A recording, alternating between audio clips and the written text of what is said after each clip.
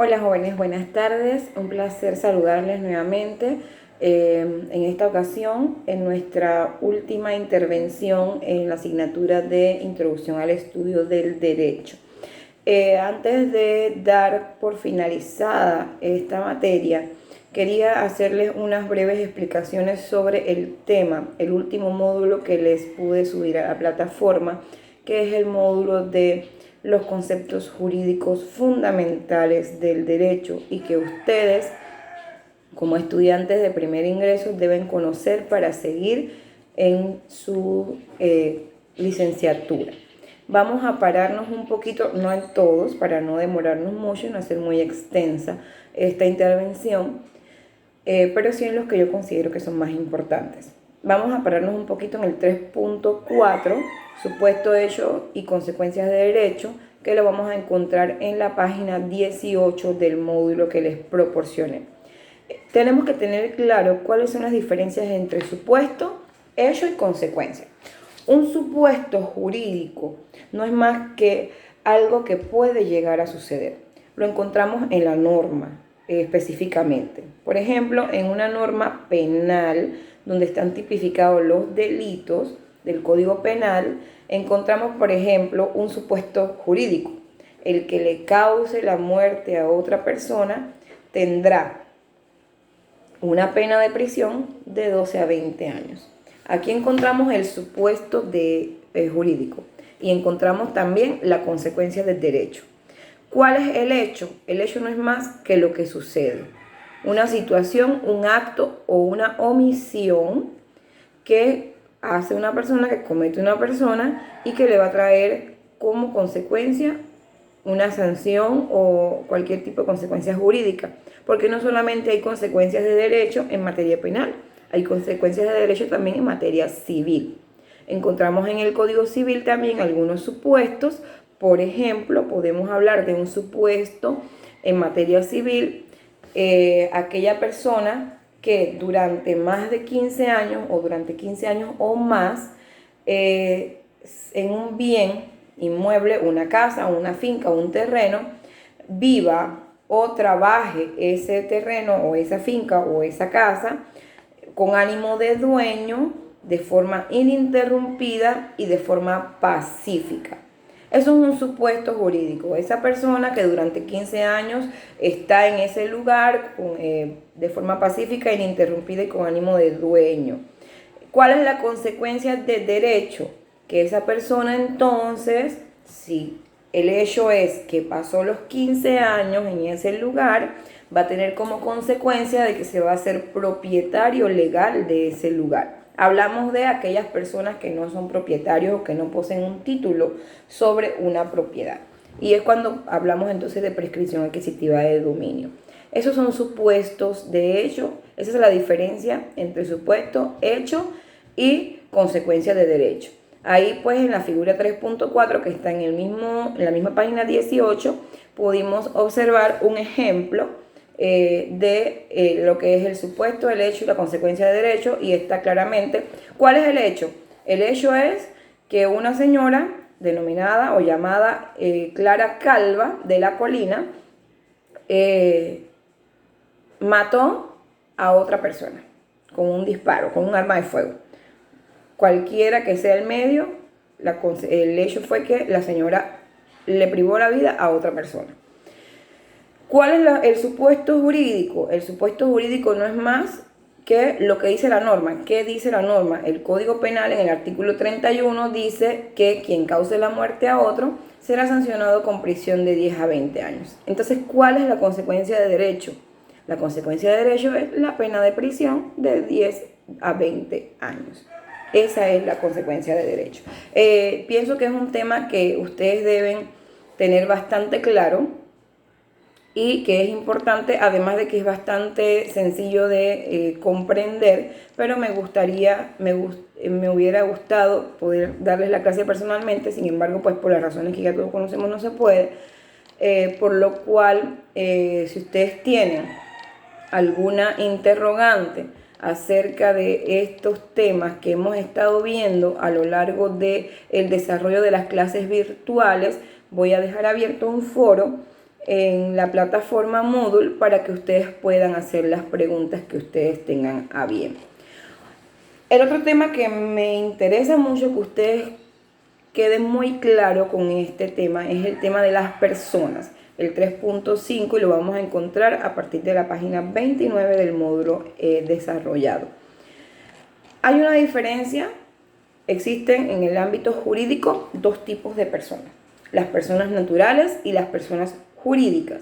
Las personas naturales somos nosotros, los seres humanos, así, en términos más, términos menos, somos aquellas personas que somos seres humanos de la especie humana y cualesquiera que sea su edad, el sexo o la condición.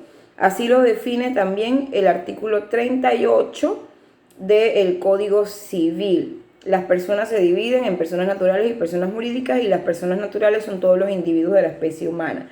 La persona jurídica es una persona ficticia que se crea legalmente para ejercer derechos y contraer obligaciones.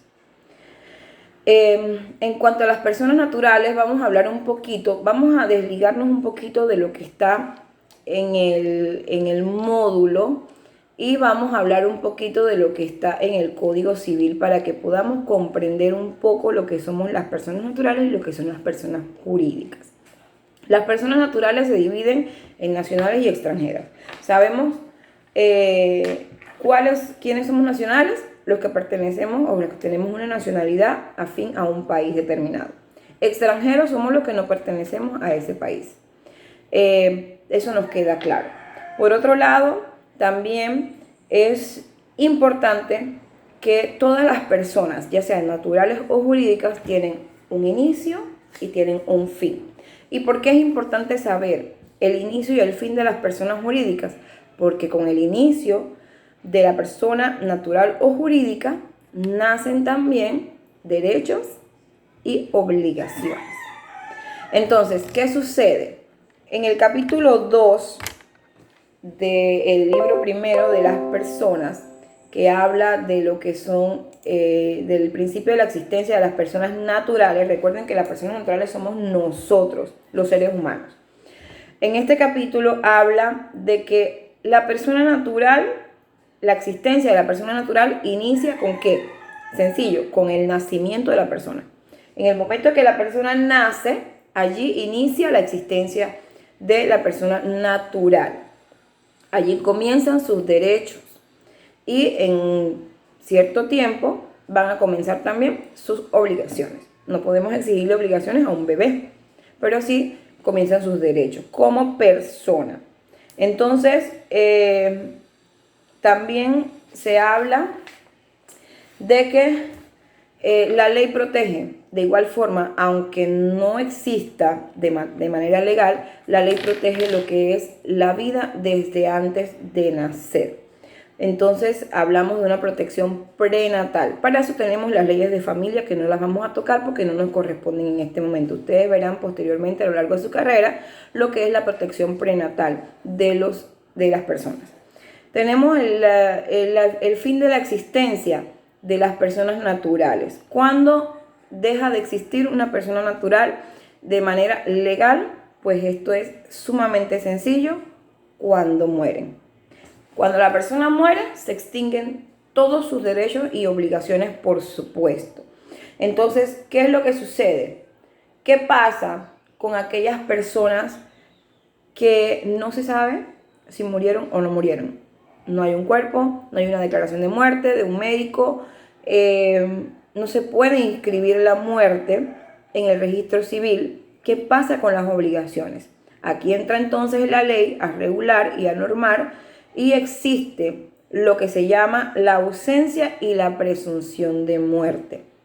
Porque una persona puede estar desaparecida. De hecho, nosotros en nuestro país hay un listado y lo podemos buscar, que en el tiempo de la invasión, y todavía no en el tiempo de la invasión, sino hace un par de años atrás, desapareció una persona en nuestro país, y todavía han pasado 18, 20 años, en el caso de la niña Mónica Serrano, y unos 7, 8 años aproximadamente en el caso de este señor,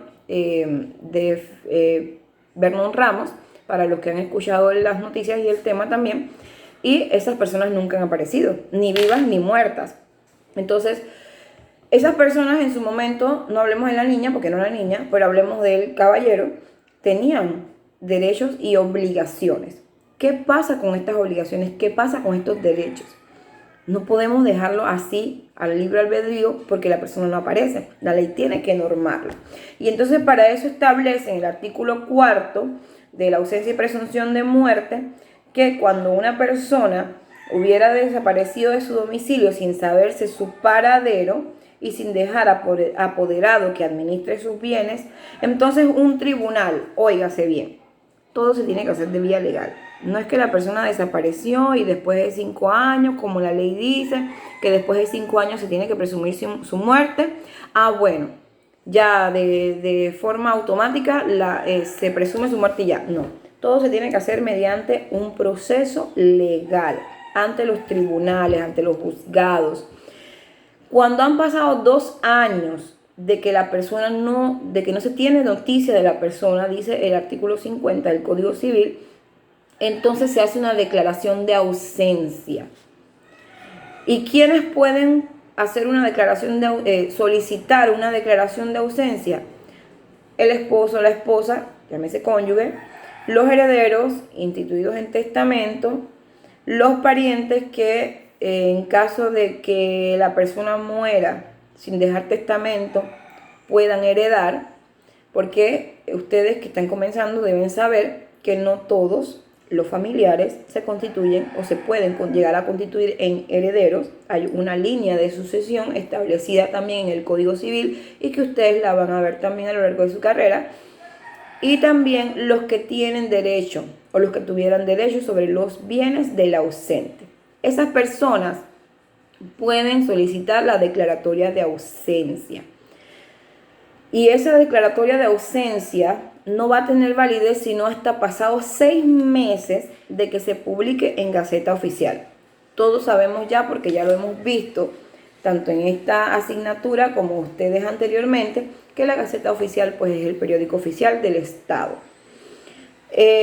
Además, una vez que ha transcurrido 5 años desde que la persona desapareció, o desde que se recibieron las últimas noticias sobre esa persona, entonces se solicita la declaratoria, la presunción de muerte, que se declare que la persona está muerta presuntamente. Para efectos morales, físicos, la persona pues no se sabe si está muerta o está viva, pero para efectos legales se inscribe entonces en el registro civil la declaración de presunción de muerte y de esta forma los herederos o las personas pueden disponer de los derechos y de las obligaciones del presunto muerto. ¿Y esto por qué es importante? Porque es importante si una persona desaparece solicitar una declaración de ausencia. Alguien tiene que disponer de sus bienes. ¿Qué pasa si la persona que desapareció tenía una cuenta bancaria de $50,000? O bueno, de $5,000. Ustedes saben, y yo sé, y todos sabemos, que nadie puede ir al banco y decir, bueno, es que él es mi esposo, está desaparecido y yo necesito disponer de la plata porque tengo que alimentar a mi gente, a mis hijos. No, el banco no le puede dar ese dinero a menos que haya una orden judicial. Con la declaración de ausencia, que recuerden que se da después de 2 años, con la declaración de ausencia la persona puede administrar los bienes del ausente. En este orden, el cónyuge no separado legalmente, es decir, el esposo o la esposa. Si no hay cónyuge, entonces el padre o la madre. Si no hay padre y madre ni cónyuge, entonces los hijos. Si no hay ninguno de estos, los abuelos y por último, entonces los hermanos que no están casados, preferible a los de doble vínculo.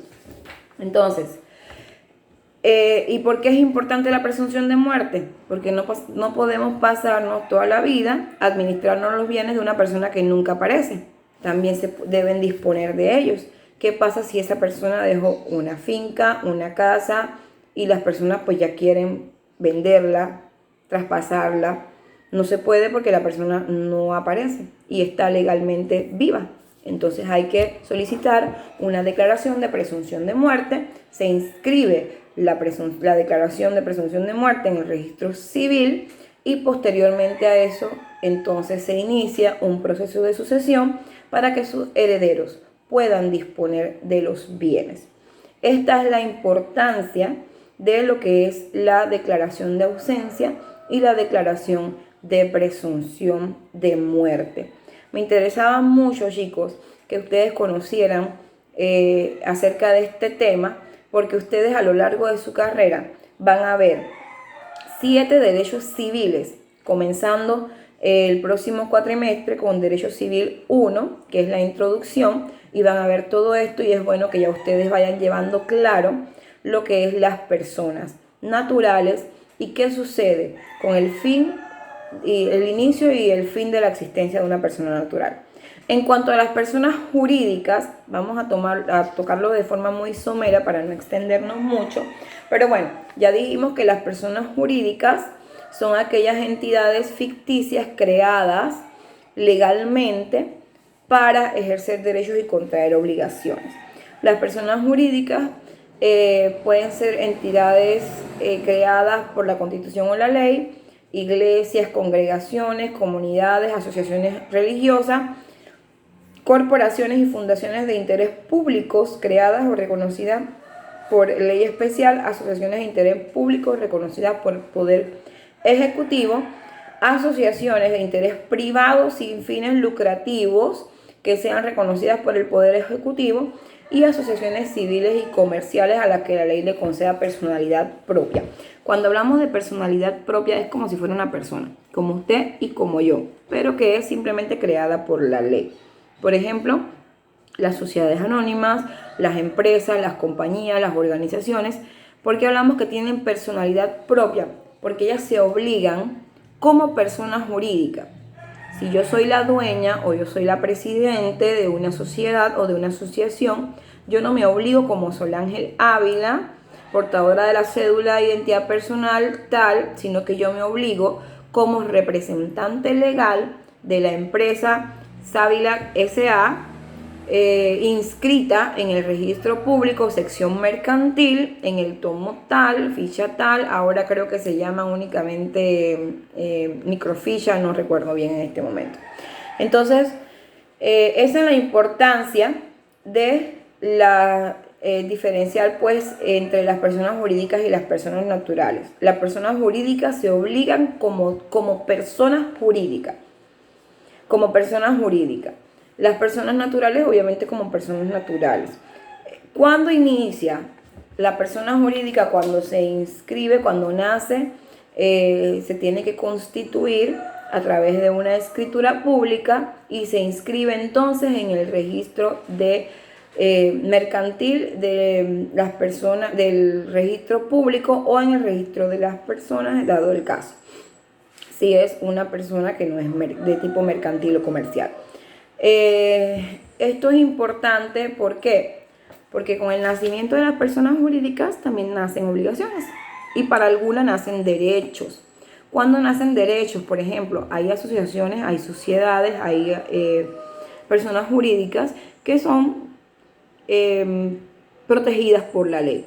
Las organizaciones sin fines de lucro, que se les da muchas veces hasta subsidios, o las compañías y las grandes empresas les dan donaciones para que estas organizaciones sin fines de lucro puedan llevar a cabo sus objetivos planteados en Carta Constitutiva, pero también nacen con ellas obligaciones. Por ejemplo, las sociedades anónimas o cualquier tipo de sociedad de tipo comercial tienen la obligación de declarar renta todos los años fiscales. Y con esta declaración de renta tienen que pagar impuestos al Estado, así como lo paga usted y como lo pago yo, porque de mi trabajo me descuentan un impuesto sobre la renta, un seguro educativo, un seguro social. De igual forma, las empresas legalmente constituidas, las personas jurídicas, tienen obligaciones para con el Estado, con el Seguro Social, con la Dirección General de Ingresos, con el Ministerio de Trabajo, etc. ¿Y por qué es importante que cuando una persona jurídica llega a su fin o no va a seguir operando, se hagan los trámites correspondientes para declarar el final o el cese de las operaciones de esa persona jurídica? Porque si no, sus obligaciones van a seguir vigentes. No vas a tener paz y salvo ante el Estado. Y recuerden que las personas jurídicas que no declaran año tras año sus ingresos y egresos tienen también multas en el Estado. Por eso es importante, muchas gente crea sociedades por crear.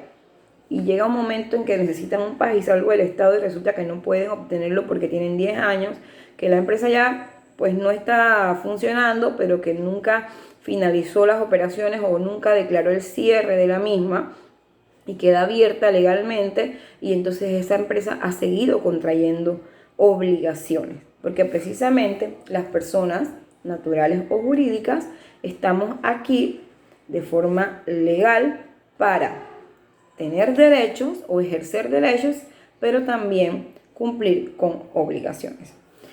Bien, chicos, para mí estos eran los dos temas principales que yo necesitaba que ustedes tuvieran un poco más claros y que lo viéramos desde el punto de vista legal, porque ustedes van a iniciar el próximo cuatrimestre con derecho civil primero. Y así ustedes pueden entonces tener un poquito más claro el panorama acerca de algunos conceptos importantes que deben conocer. Si ustedes al finalizar este video tienen alguna inquietud sobre lo que aquí les he planteado, ya les digo, voy a crearles el foro inmediatamente para que ustedes puedan manifestarme esa inquietud y yo les pueda por esa misma vía responder la misma. Espero que tengan todos un excelente fin de semana y un excelente domingo de resurrección.